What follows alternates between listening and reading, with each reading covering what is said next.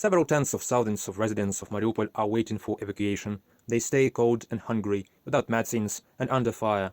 Their exact number is unknown. It varies from 100 to 130,000. It is almost impossible to leave the city.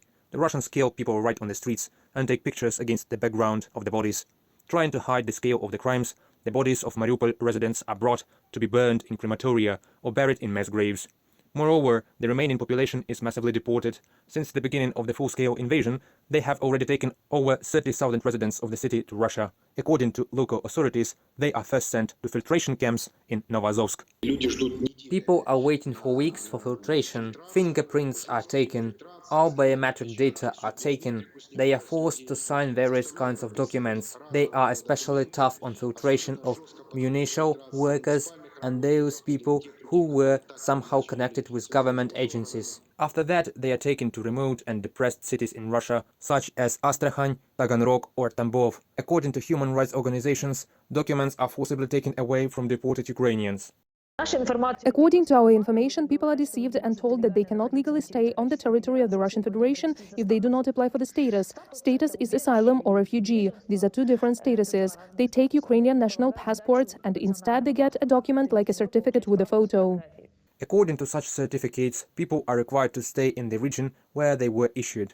For several years, they cannot go anywhere. Such movements of residents without the rights to choose are war crimes and direct violations of humanitarian law, as well as the 1949 Geneva Convention for the Protection of Civilian Persons in Time of War.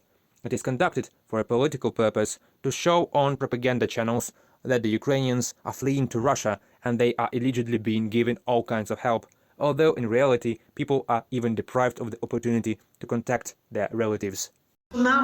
We need, with the participation of the International Red Cross, to create humanitarian corridors for the transportation of these forcibly deported people from the Russian Federation to the territory of Ukraine. Human rights activists advise everyone who is forcibly removed from Ukrainian cities to hide their documents so that they can leave Russia in future.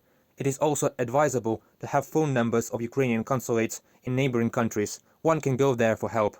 It is important for relatives, if they know that their relatives are in such a difficult situation, first of all, they should call a government hotline on the National Information Bureau 1648.